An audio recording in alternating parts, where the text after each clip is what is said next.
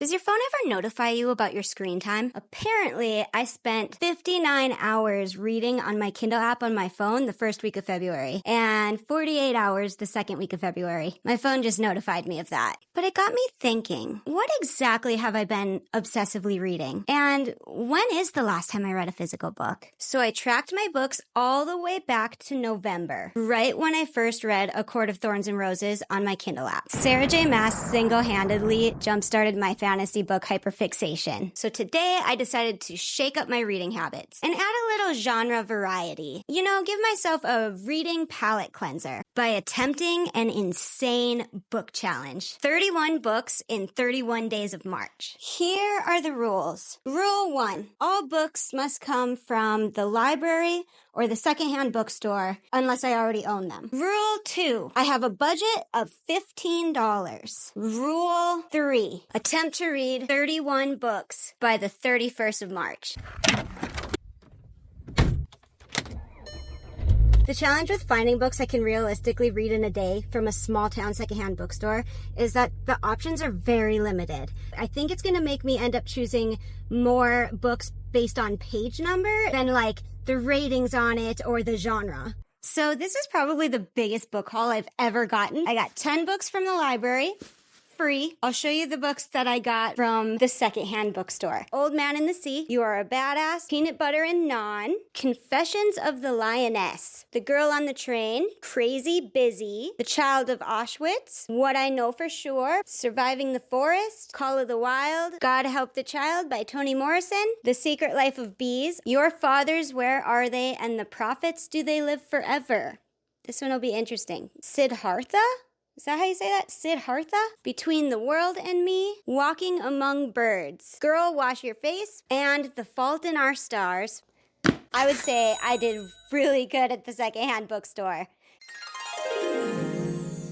It is officially the end of March and I am done with my reading challenge. My goal with this reading challenge was really just to refresh my reading palette, and I think I absolutely dominated that goal. I found some fantastic books that I never would have picked for myself otherwise that are going to be some of my favorite books for the rest of my life that I will continue to read again and again. So that is awesome. I got about to the 20th of March, and at this point I consider my reading palette pretty well refreshed. Very, very refreshed. And I figured it was about time for A Chord of Thorns and Roses reread by Sarah J. Maas. So basically what we ended up doing is coming full circle. I love that that's how I finished the month. So with that being said, I finished the month with a bang. Now, the ultimate question is, did I finish 31 books in 31 days? My total books read in 31 days is 27 books. That one wasn't quite a pass. But when I think about the wide range of books that I read, the amazing books that I discovered, how much fun I had during this challenge, I read 27 books in 31 days.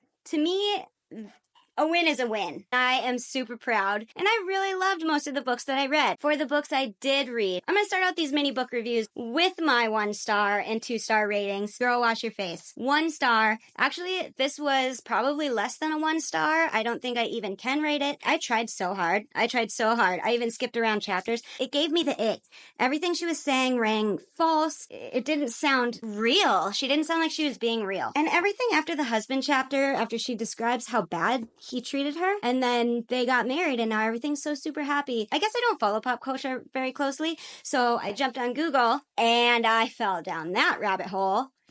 Whew. If you are looking for something to do and you're very bored, Google that whole thing. Crazy Busy by Kevin DeYoung. There's nothing wrong with this book. There really isn't. I got it from the secondhand bookstore, and there's so many things underlined in it and highlighted. So obviously whoever owned it before me got a lot out of this book. I probably will donate it back to the secondhand bookstore. It's written by a pastor married to his wife with their 6 kids. As a non-married woman with 0 kids, it was hard for me to relate. So nothing wrong with it. It just wasn't for me. Now moving into some of the 3-star books of Mice and Men.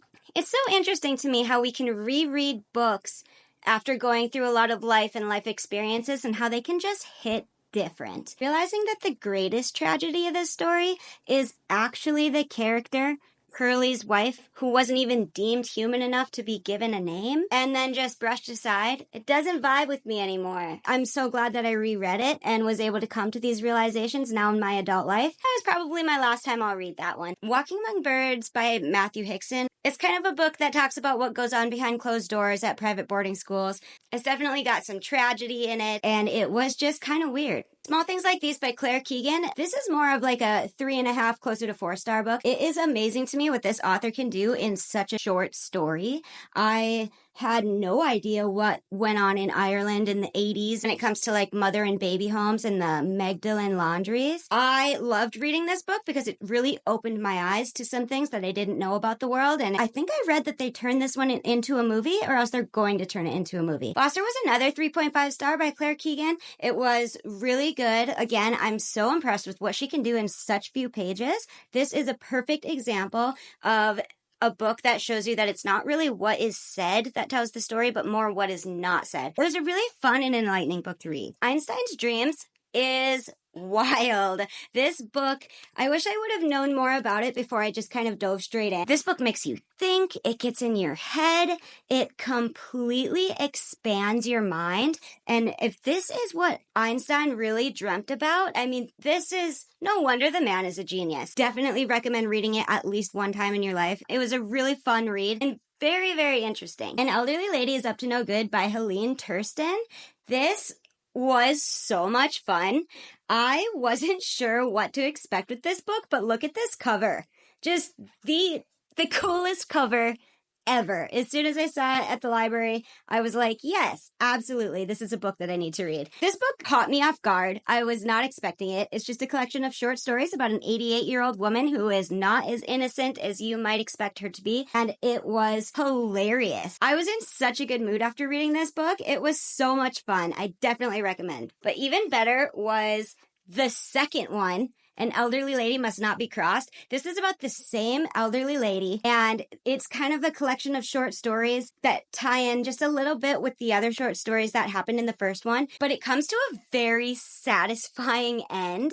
These two books, both of these books, just reminded me, just don't take life too seriously. This was really refreshing and so much fun. So, Your Fathers, Where Are They? And The Prophets, Do They Live Forever? By Dave Eggers. I could not put it down. I didn't know if I would like it because the entire book is just dialogue. It's just people talking. It's not confusing whatsoever. You know what's going on the entire time. If you want a book that makes you feel like you're getting the tea, this gives you the tea.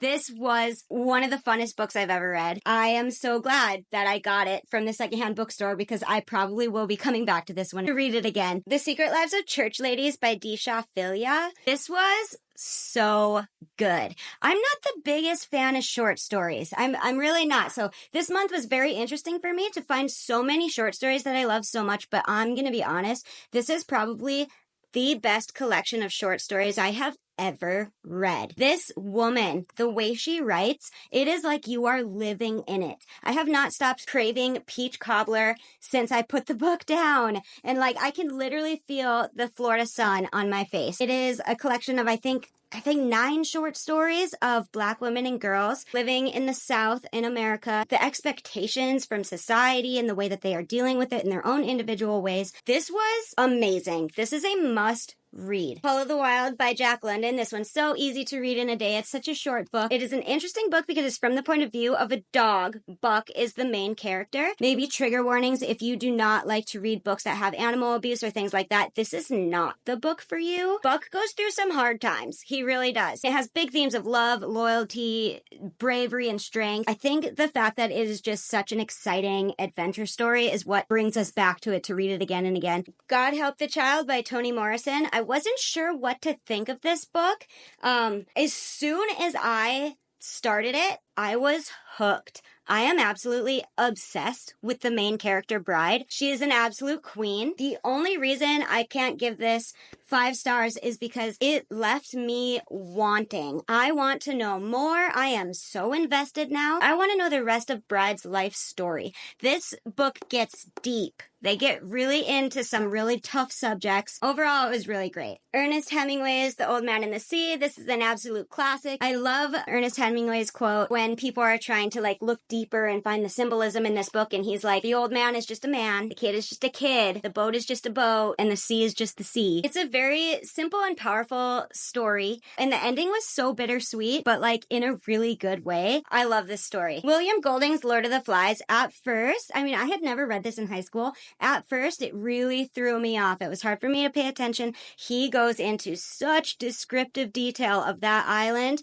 and the scar left behind by the plane and all of these, and the ocean and the beach and the sand. And he says the word pink like over 70 times. Pink, like the color pink. After a week or so went by after I finished reading this, all of the themes and all of the symbolism really started to sink in. The British colonization, the idea of savages, even the most well brought up private school boys left on this island can give in to the darker side of human nature. I thought that was so interesting. Siddhartha, all he's trying to find is some type of inner peace where he is living in what he's doing. He's really good at it and everyone loves him, but he's not happy on the inside for some reason. He goes on a quest to go try to find happiness or inner peace or whatever it is that we all look for. Just being able to follow along on his journey to find inner peace, it kind of gave me inner peace. I loved it. The Secret Life of Bees by Sue Monk Kidd. This was such a powerful story. The writing is so descriptive and so amazing. I fell into it right away and I never wanted it to end. This one is definitely 5 stars. I'm Glad My Mom Died by Jeanette McCurdy. This I read at the very beginning of the month, and then Quiet on Set came out on HBO, and it just blew my mind because I had just finished reading this book for the first time. She is a fantastic writer. She gives so many details on her life. It talks about the abuse that she went through. I appreciate her writing this book so much. It was very, very cool to get such an inside peek on the inner workings of working on shows like iCarly as a kid. I definitely recommend reading this book if you have not yet. I loved it. The Fault in Our Stars. I have read this before and it made me cry like a baby. So good. So well written. I forgot how much it made me cry, so I was sobbing all day long. Don't plan to do anything after you finish reading this book because it gets you right in the feels. You Are a Badass by Jen Sincero. I could not believe that I found this in the secondhand bookstore and I was so excited. This is so fantastic. This is exactly the type of self-improvement book that I need in my life. It gives you a kick in the pants and you cannot stop laughing the entire time. Her humor is my kind of humor. I love this book. This is one of my absolute favorite self-improvement books. 5 stars, 5 stars. The Midnight Library is an absolute must read. This shows you that it's more into the choices you make that goes into a life well lived.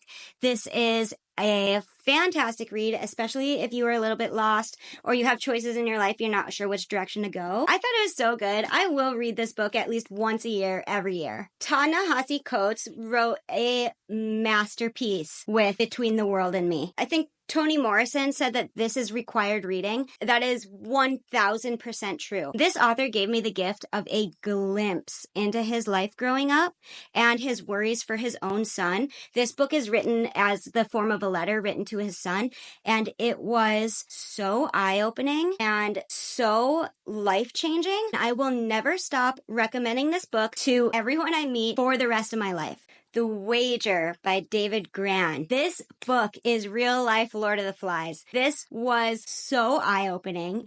I cannot believe the amount of work this author went into to write this nonfiction book about a real historical event that happened. This shipwreck on this unbelievably desolate island. The way that these men acted. I hope they make a movie out of it because people need to know this story. Then, of course, we get into A Court of Thorns and Roses. This book reignited my love for reading, and I will always love it because of that. If you're new to the fantasy genre, this is a perfect stepping off point. Sarah J. Maas is so good at catching you, bringing you in, and then absolutely destroying you during the last 100 pages, like in the best way possible. It is so much fun to read. I forgot how good it is, and on this reread this month, I just got excited all over again. I cannot believe how well written it is. Next is A Court of Mist and Fury, which is the second book. I don't ever expect the second book in a series to be better than the first. I'm not sure why, but the second book, wildly fantastic. I couldn't put it down. I didn't get any sleep. It's got everything you want in a fantasy. I could go on and on about it, but I'll do another video where I talk more in depth about what I think of this whole series, just to keep it quick.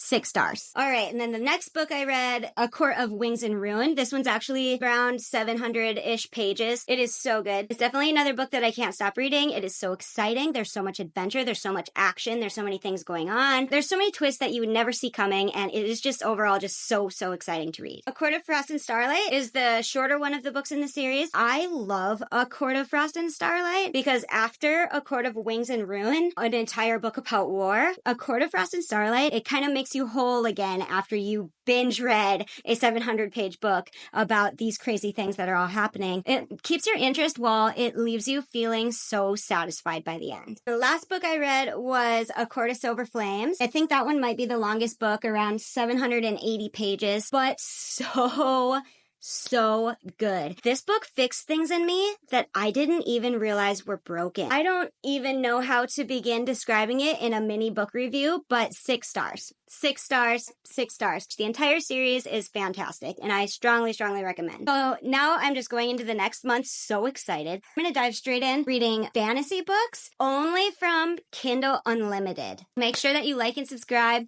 if you want to follow along and see which books I find that are the absolute best fantasy books on Kindle Unlimited. And thanks for watching.